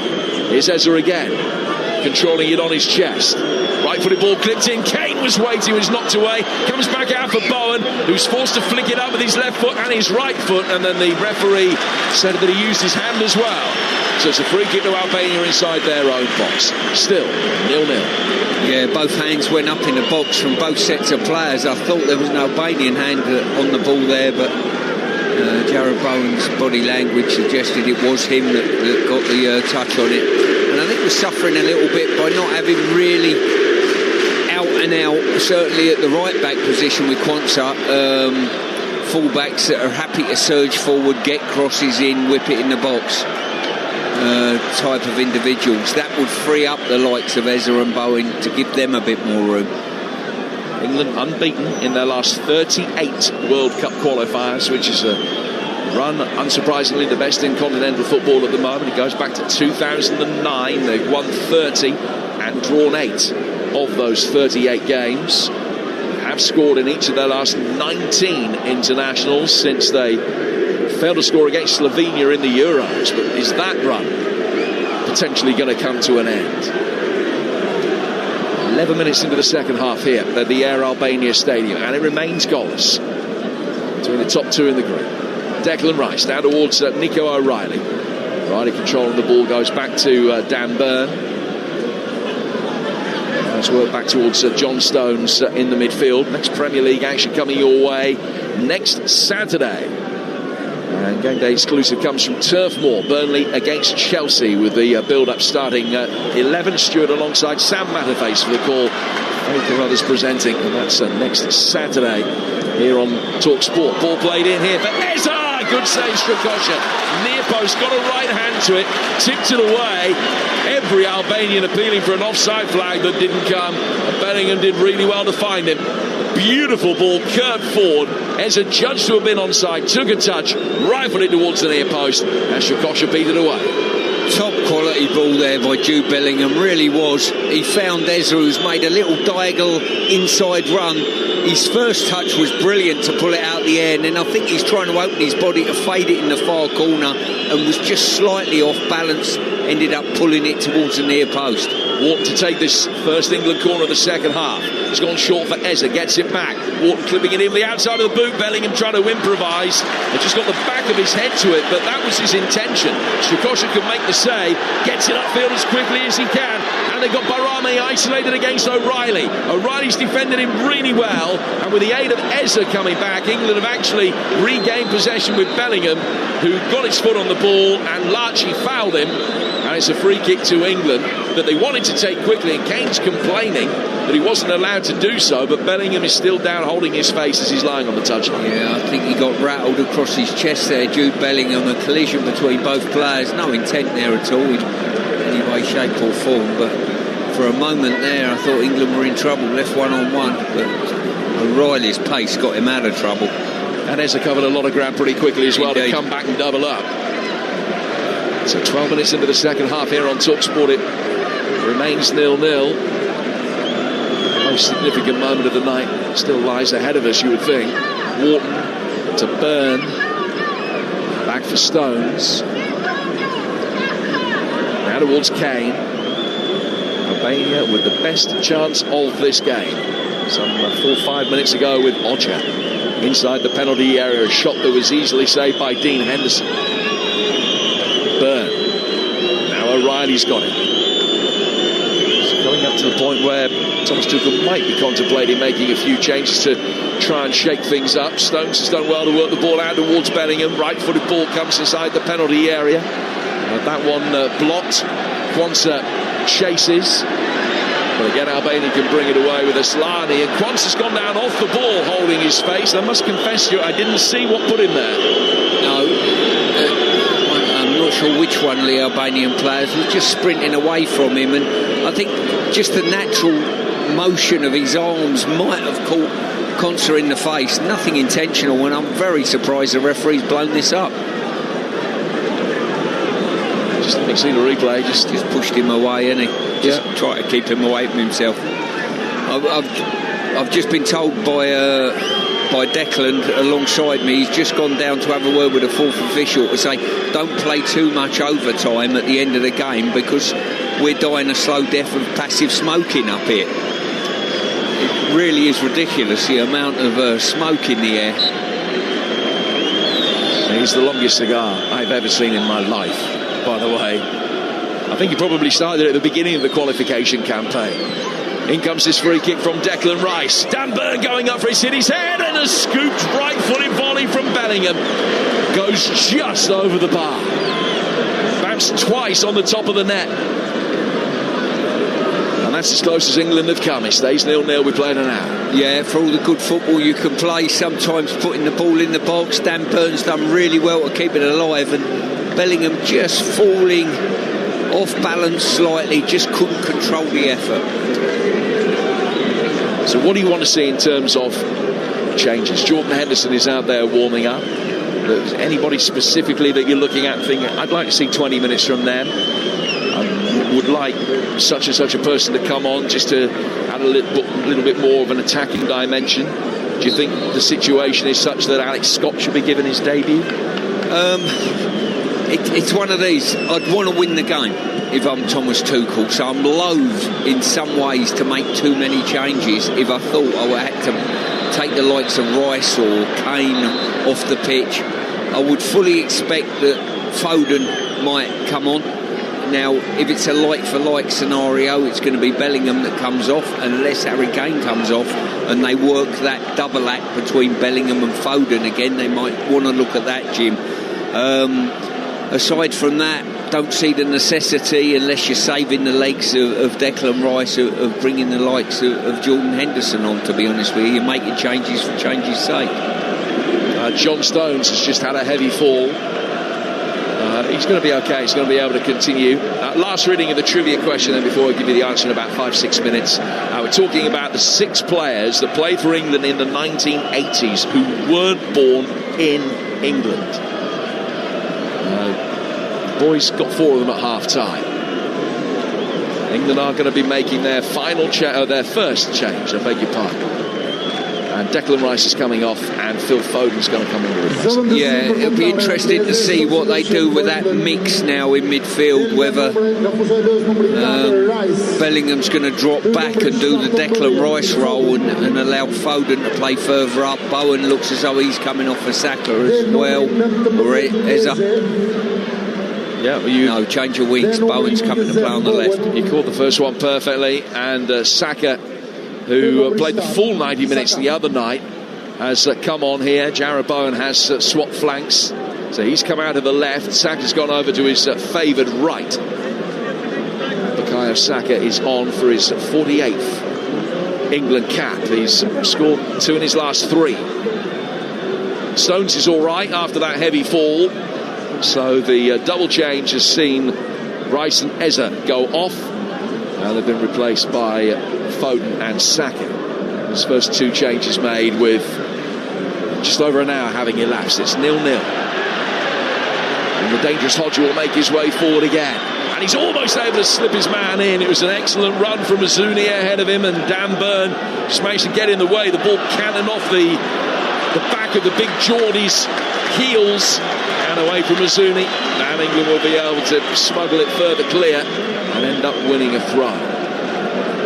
63 goalless minutes behind us. You certainly couldn't bet on it ending 0-0. It may well be that whoever scores first wins it. It does have the feel of being one of those kinds of games at the moment. Albania hoping to celebrate with one of the most notable victories in their history in their 400th international. Here's Ismaili. Ball played down towards Balliu, their substitute right back, who knocks it straight into Bowen. There's a new direct opponent on this near touchline, goes out of play for a throw that Albania will take, and that they're not in any great hurry to take it. Balliu retrieving the ball, sending the throw back towards Ismaili. Ismaili, another player who's played international football for Kosovo as well. Strakosha with a clearance. It's a really poor one. It's seized upon here by Kwanzaa. Foden will take the ball on the turn. Ever energetic, just takes it, shows it to Ramadani in the midfield and flicks it off. Bellingham then knocking it forward. A chance for Kwanzaa. Turn around the corner. Saka! And Strakosha makes the save. Should have scored with his first touch of the night. We've had probably about 3 or 4 chances for both teams at the moment that they've looked to open the goal up and just got their finishes caught under their feet or not set it out wide enough to fade it into the far corner, and the goalkeepers have been great for at both ends. Chalobah and Scott both out warming up in front of us as well now, as England give another free kick away. O'Reilly actually poked the ball away. The Albanians take the free kick but still have one of their number down hurt. So Marco Guida, the referee, stops play. Zuni's back on his feet, and the free kick will be retaken. 65 gone, Albania 0, England 0 here on Talksport. England still in a position at the moment to preserve their long streak without conceding a goal, which as we stand right now is at 879 minutes since they last conceded a competitive goal, which came against Finland. But is the winning streak and the scoring streak going to come to an end tonight? O'Reilly winning a throw on the England left-hand side, spinning the ball in the palm of his right hand before preparing to launch it infield. He finds Foden. O'Reilly gets it back. Back he goes out towards Dan Burn. A really heavy touch from him, and he's lost possession. It's just gone over the touchline and out for an Albanian throw. Balliu, the substitute, will come forward to take it. Will they be able to create one more opportunity as good as the one that Hodja missed? Just dries the ball, the white ball on his red shirt, takes the throw. Down he comes on the right hand side of the box for a cross that is driven in quickly by Barami and caught by Dean Henderson, who's hoping tonight will bring in his first clean sheet in an England shirt. He's just bowled it out for John Stones, and Stones can bring it forward again. We're midway through the second half, Stu. Yeah, Henderson's been quite comfortable in his work today. He's been steady with his hands, distribution's been okay, and he's not been tested with anything that's really he's had to sort of be at full stretch on. Now Bellingham's giving it away to Hodja, and he's going to have to scamper after it to try and stop him. Forces Hodja wide, outside the penalty area still. It's just a loose ball through the midfield. Hodja's turned him brilliantly. Now he's inside the penalty area, gets it across. Vital defensive header at the near post. Comes out for Barami, and he's hitch-kicked it over the bar. I tell you what, Hodja has been the standout player, I think, of the game so far. Every time he gets it, he's direct, he's quick, he makes ground very quickly, he asks questions of defenders, and obviously his teammates not attuned in as well with him as they should be. 67 gone 0-0. Burn. Cross towards Stones. John Stones bringing it forward. Wharton drops off to open up one passing avenue. Stones, as a result of that, could just take it on a touch, but he had traffic all around, and then Dean Henderson has read the situation brilliantly. Stones' ball out was really poor. Dean Henderson came out, made the tackle, 15 outside the penalty area. Little bit of the man taken, but the ball, the referee indicating that he did take the ball. The Albanian player still lying down. Suzuni just on the edge of the D. The play's allowed to go on. And John Stone's heart was in his mouth there, because that was a really, really poor pass. Wharton, Foden from distance, blocked by Ballieu. One back by Saka. Comes back out for Kwanzaa. Lachi's back on his feet now. The England player goes down on the edge of the penalty area. It's Kwanzaa. It's just a collision. Referee waves him up. Bellingham's got it. Bellingham back for Wharton. Back out for Jude Bellingham again. Kwanzaa yarding from the right-hand touchline. Delivers a cross. It's deflected away. Touch back in from O'Reilly. Saka comes onto it. Couldn't knock it square for Kane. Why didn't he shoot? Sensational touch from O'Reilly to play him in, but why didn't he shoot? Lachi now, down towards the right-hand side for Ballieu. And Ballieu will be able to bring it forward. O'Reilly coming out, getting there ahead of Barami. And this time a free kick has been given for a foul by O'Reilly on Ballieu. He's 2 yards in for the right-hand touchline, and the boos and whistles continued for a good minute or so after Lachi went down just on the edge of the area after that tackle from Henderson. Yeah, in answer to your question, why didn't he shoot? He did. He just got the shot horribly wrong. It was so bad it went sideways. I'm convinced where he was literally goalkeeper to beat 6 yards out, and I think he's tried to shoot and just got his shot ridiculously wrong, and it ended up looking like a pass to Kane. Well, still, there are several complaints from the Albanians that the free kick wasn't given outside the box. Dean Henderson gets that wrong. It is a red card. I mean, you've got to give Henderson credit. He's come out and made an incredible slide tackle, won the ball. Obviously, the Albanian player made the most of it, rolled around a great deal, attempted to get Henderson sent off, which infuriated the crowd. Well, the Albanians have another player down, injured.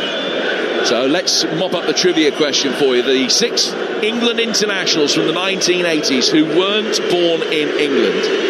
And you've already had Terry Butcher, Cyril Regis, John Barnes and Tony DeRiga. Let me add Luther Blissett and Brian Steen, who was born in South Africa. So those are the 6. Congratulations if you got all 6 right. So Albania have got Ali back on his feet, and he's going out towards the far touch. He's going to be able to continue the left back after receiving treatment. There's a real feisty edge to this game now as the ball is worked inside the box. Kane can knock it away. Down towards Wharton. Wharton got caught as he was bringing it out, and that's a free kick to England. 19 minutes to go. Both sides reckon they can win this. Yeah, they certainly do. There's been chances at both ends, no doubt about that, and probably the 2 best chances of the game have fallen to Saka since he's come on the pitch. The last one was a gilt-edged opportunity. Be interesting to watch that again. And just prior to that, an effort that he didn't really get any purchase on it. Here's John Stones for England, bringing the ball through the centre circle. Space on the left for O'Reilly, and what an exquisite touch it was from O'Reilly. It was a little backheel volley flick that created the chance for Saka, which he should have taken. And just showing O'Reilly's skill and invention in a very tight corridor on the edge of the opposition penalty area. He's another that has taken to international football quite beautifully. He's beaten 4 players in this particular run before losing out to Barami. And Albania, having turned over possession, will look to get it forward quickly, but it was a really poor pass from Aslani. And it just goes straight through for Dean Henderson. Still 0-0, but the game's opening up with 18 to go. It is. It's a game as though both teams feel as though they've got to win it. You wouldn't suspect there's not a great deal on it in relation to the league table qualification, but both teams look as though they want to win this game for pride, if nothing else. Foden to Burn. Burn back for Stones. Stones again, right-footed ball clipped over the top. It's an excellent run down the right-hand side of the penalty area that was tracked every step of the way. Bellingham seeing Jim Shitty get there first, but he's put it out of play for an England corner, which is their 2nd of the second half and their 5th of the game. More changes are imminent, and we're going to see Elliot Anderson coming on, and And we're going to see Marcus Rashford accompanying him onto the pitch as well in a moment after this corner. Corner that'll be taken over on the England right-hand side. There's no Rice to fire these set pieces in now, so Saka takes the responsibility. And he's got Bowen on the edge of the 6. There are another 4 England players, Bellingham, Kane, Stones and Byrne, all around the penalty spot. 4 of them, there's only 3 Albanians watching them. To be fair, it surprised me we've not had more threat from these corners. So Stones is a free man here. If they can get the ball into him inside the penalty area, he makes his way towards the near post. He's flicked on and turned over the line by Kane. He scores against Albania yet again. And England lead by a goal to 0. Harry Kane from the closest of close ranges, and that could be the goal that makes it a perfect qualification group for England. Played 8-1-8, conceded none. It's now on the cards. Yeah, just bemoaning the lack of quality or final contact from corners, and on that occasion an in-swinger certainly has caused problems, and it's that man again, Harry Kane. That's why you don't want to take him off the pitch. And I think he's going off the pitch now, actually. Well, he'll leave. Job done. His 7th goal in the qualification campaign, his 8th in 9 games under Tuchel, his 77th goal for England. Well, I don't think he will be going off, actually. It's Jared Bowen who's coming off for Rashford. So Rashford for Bowen. And Anderson for Wharton is the other change that is being made. And Albania are going to be making a change as well. We're going to see the native of Slough, Armando Broja, coming on.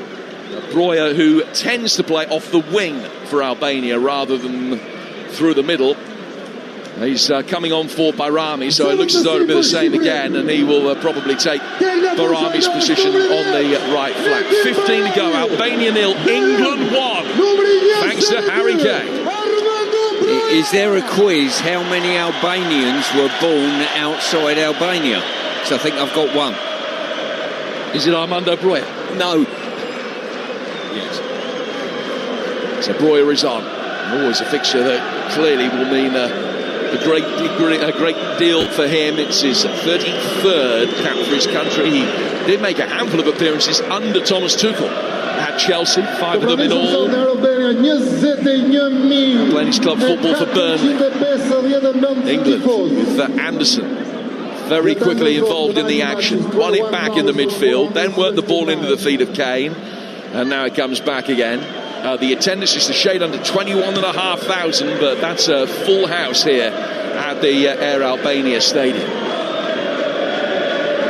Stones to bring it forward towards the edge of the centre circle. Stones playing it back for Kwanzaa. England now 14 minutes away from what will be an 11th successive win in competitive internationals. That's something they have never done before in their history.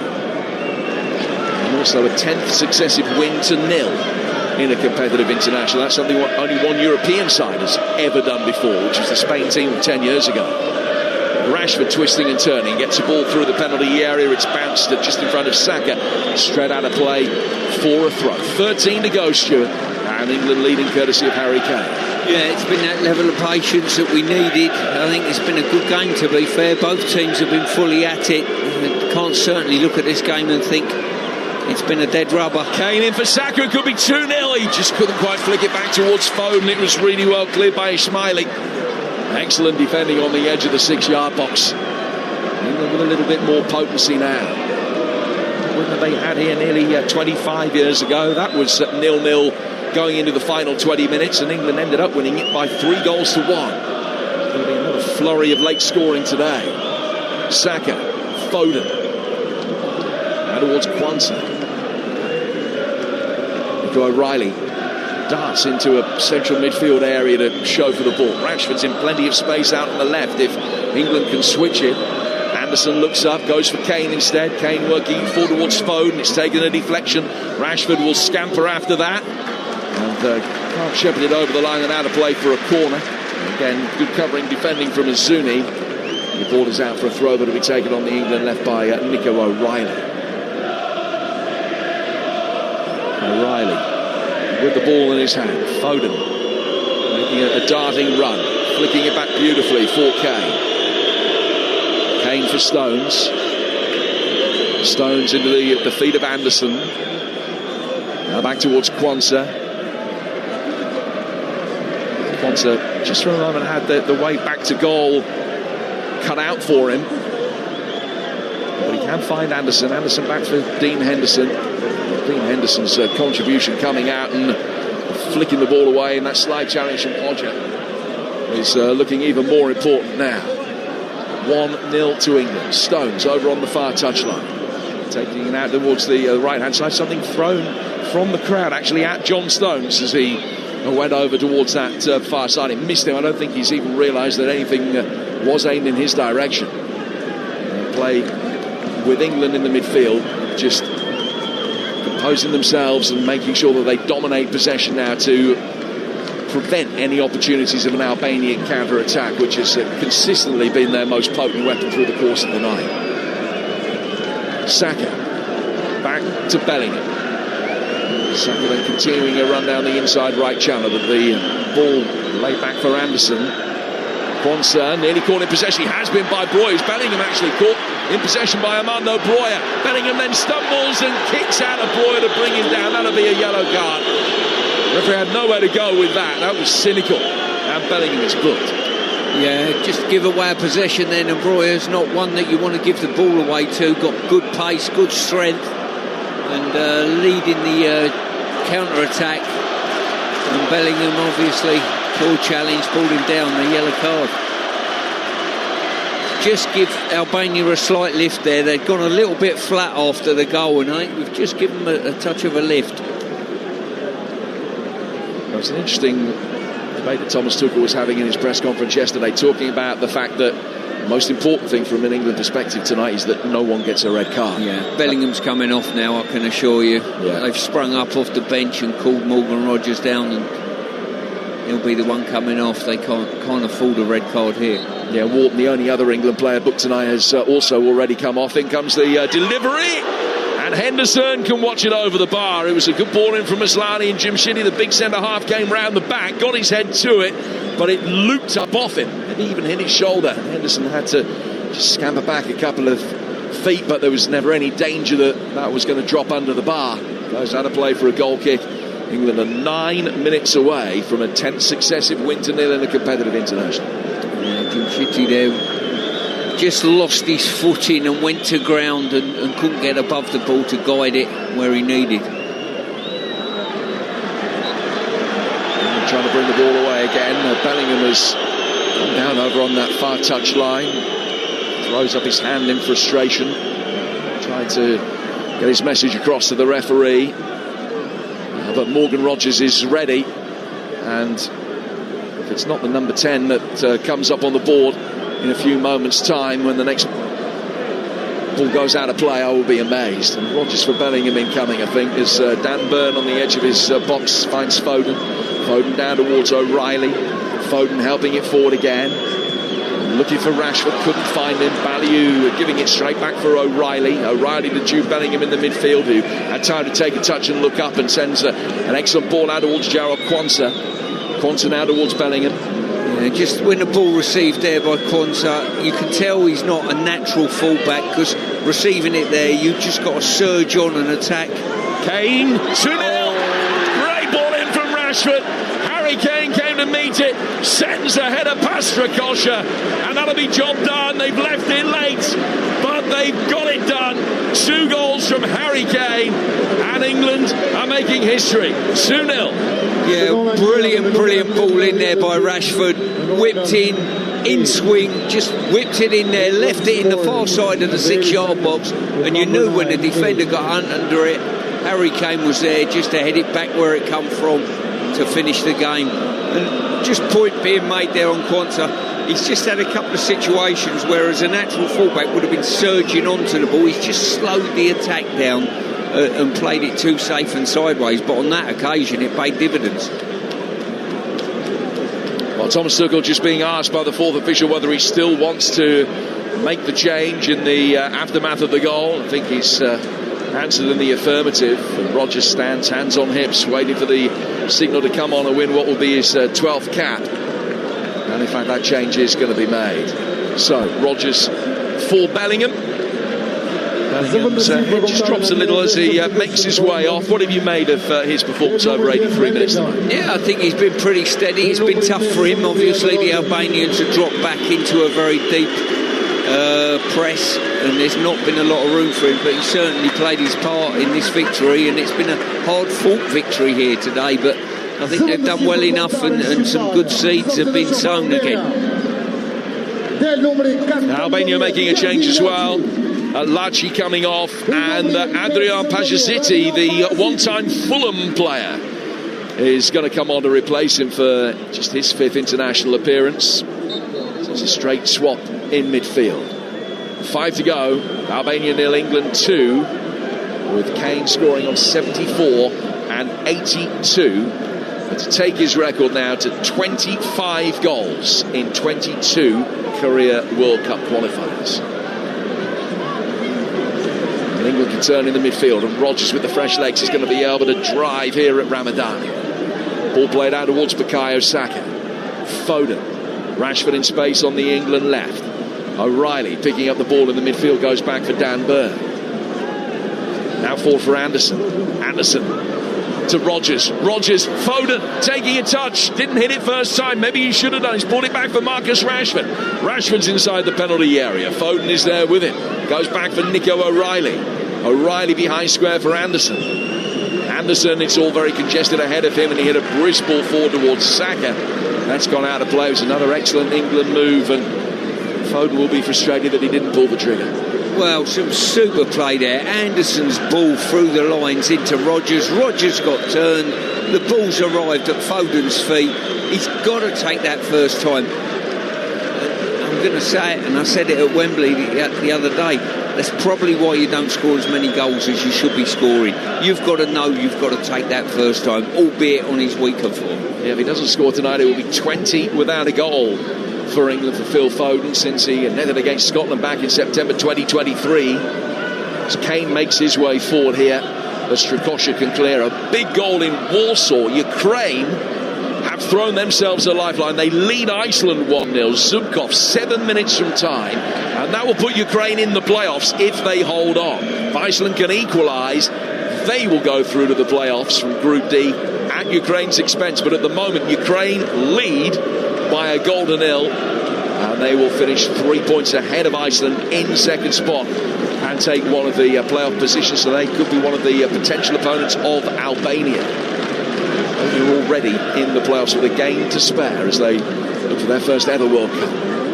Here's Kane, 10 yards inside his own half, plays it forward towards Saka.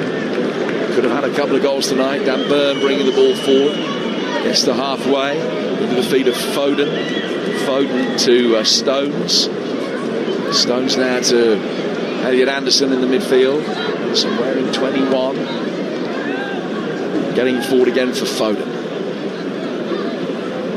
Foden to the right for Kwanzaa. Getting it back and arcing a long ball down towards the left-hand side. Rashford able to control it. Tries to sell a dummy to the fullback Balius. Work the ball square infield towards O'Reilly. Rashford getting again back out on the touchline. Lays it back for Foden. England making a good job of maintaining possession. They lead 2-0. Don't forget, from 7:30 tonight, your reaction here on Talksport is majestic, and Alan Pardew will open up the final word to give you your chance to have your say. And Faker Ruthers, our England correspondent, will be in the tunnel to bring you all the live reaction with Thomas Tuchel and the big names, so don't go anywhere after we're done. It's 08717 223344. That's the number to call for the final word. What have you made of England tonight? What have you made of the qualification campaign as a whole, which, as things stand, is played 8, won 8, scored 22, conceded none. Rashford on the left-hand side of the midfield into the feet of Harry Kane. We'll have our say as well on the TalkSport Daily podcast, live from Tirana, with Stuart Pearce and Adrian Durham alongside myself, just chewing the fat on the back of this England performance as well. That'll be available for you at your usual podcast provider tomorrow morning. O'Reilly into the feet of Kane, but couldn't get himself into a position to try and unload for his hat-trick. He's already scored one international hat-trick against Albania in his career, looking for another. Albania can play their way out from the back this time, though, with Ramadani. Ramadani to the left-hand side of midfield. Breuer was waiting. Byrne was there first and got it away from the Burnley man. But Ziti's going to be able to pick it up now on the Albanian left. He will try and turn on halfway. They've done really well. Albania did work the ball upfield. Excellent ball retention. Now Breuer set up against Dan Byrne again. Anderson comes back, puts the challenge in, wins it cleanly, and now is going to be able to bring it away. The play will stop because Breuer has gone down hurt, and the referee just wants to make sure he's all right because he's down holding his head. Full-time fast approaching. England leading by 2-0 here in Tirana. Yeah, I don't think Breuer actually got caught there. He's just gone down. He's on his right ankle. I just think he's rolled his ankle, and the players seem to know that there was a bit of a problem there straight away. But I think when you look at England, I think credit goes to the Albanians. I think they've been very dogged, well organised, especially first half. But over the 90 minutes, England have scored 2 and created probably 2 or 3 really good chances to have extended their lead. And that's what you've got to do, whilst patience was totally key in this game. And they played out. And eventually, when you look at the opportunities, I think we've probably created enough. Harry Kane doing what he does, taking his chances well. One from very close range, and then another, a delicious ball in from Rashford that he just had to get his head to cleanly to be able to power it past Strakosha. And when you consider the 2 chances that Saka had, probably better chances that he failed to score. And Brozier's tried to get up there, and he's gone straight back down. He's rolled his ankle and caused a problem, and he's gone down. They've called for the stretcher now, and he won't be carrying on in this game. It looked quite bad, as I say, when play stops when no one's too near you and it's not a foul, there is a problem. So 5 minutes of added time have been prescribed, but those 5 will only start when play is able to resume. This clearly with significant ramifications for Burnley, more so than Albania. Albania not in action until March, but depending on the severity of this, 4 months away, you never know. Never good to see players stretch it off the field, and they've just got to be very careful with him as they make sure that he is as comfortable as possible as he leaves the field. Next live football for you here on the TalkSport network on Friday from the Championship. Lancashire derby between Preston and Blackburn, which kicks off at 8 o'clock on TalkSport 2 Friday night. Then Saturday, live Premier League action from Turf Moor, Burnley, Chelsea and Breuer's club in action against his old one. And Stuart alongside Sam Matterface for that. 11 o'clock the build-up starts, game day exclusive at 12:30 kick-off. A live Championship action for you on Saturday on TalkSport 2. Coventry West Brom, followed by Leicester Stoke, and then Sunday lunchtime the Steel City derby, Wednesday and United, whose major positive this season has been the form of the other one. It's at high noon kickoff Sunday lunchtime at Hillsborough for Sheffield Wednesday against Sheffield United on Sunday. Monday night, more like Premier League action for you, Manchester United against Everton. Danny Murphy, part of your commentary team, Monday evening here on TalkSport. It's a week tomorrow. So Breuer being helped away, and 5 minutes of added time will now start with England in possession on halfway. Now with Jarrod Quansah. Back it goes from him through the centre circle for Stones. Foden, O'Reilly, Byrne. Forward again into the feet of Morgan Rogers. England now at more than 15 hours since they last conceded a goal in a competitive international, a run of 10 games. Rashford Play back towards Elliot Anderson again. Anderson to John Stones. England just string the passes together. A few Olays coming out from away to our right-hand side. Foden taking it on. A little injection of tempo from him. Sprays the ball wide towards Marcus Rashford. Rashford back towards Foden, making a darting run down the left-hand side of the 6-yard box. Comes back outside the penalty area in possession and feeds Marcus Rashford again. Rashford coming away from the edge of the penalty area. Anderson showing for it. Stones likewise to his right, and it's played back for him. Now out towards Kwanzaa again. 2-0 to England here on Talksport, with Kane scoring both goals inside the last 16 minutes. Anderson to Rashford, who beautifully set up the second. Rashford, it's Kane, he's on a hat-trick. Can he get a shot in from a tight angle? He can't quite. Flashes it through the 6-yard box, but away from Rodgers and Saka. And it's taken a deflection on its way through and goes out of play for an England throw. Wow, really great opportunity there. Rashford on the wing, just feeding one in to Kane, and he took a touch, tried to beat a player, and in the end got sort of eased out by 2 or 3 defenders. England will be happy now just to see the final whistle go. Job well done. Difficult place to come and play, and a good result. Here's Rashford looking for goal number 3, and he very nearly found it with an effort that fizzed in from 25 yards out and had Strakosha beaten, but it went just the wrong side of the far post. Yeah, I think that took a big deflection and the referee's not seen it. Rashford was adamant it did, and I was as well.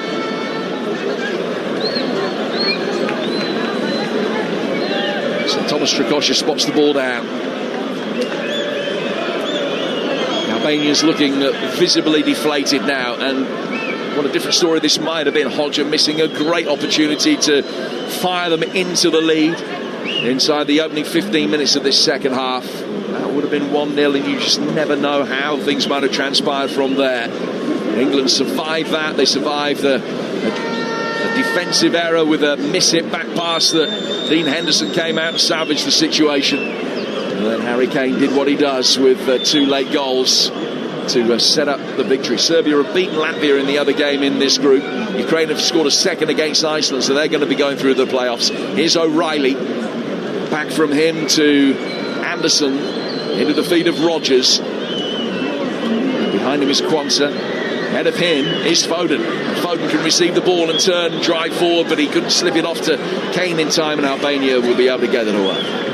And the Albanians just down to 10 men at the moment, and damage limitation really. I don't think England haven't got too many inspirations regarding going forward, but just happy to see the game out, keep the ball moving, keep passing, and over the 2 games it's been a job well done. England still looking just to gloss the night that little bit more. Kane trying to find a ball through inside the penalty area. Gets it back again. Reverse ball from Foden. Back for him, but snatching at what might be his last opportunity to complete his hat-trick. He's driven it wide. The full-time whistle goes, and England's campaign ends as it starts with a 2-0 victory against Albania. The conclusion of a perfect World Cup qualification campaign. 8 wins from 8, scored 22, conceded none.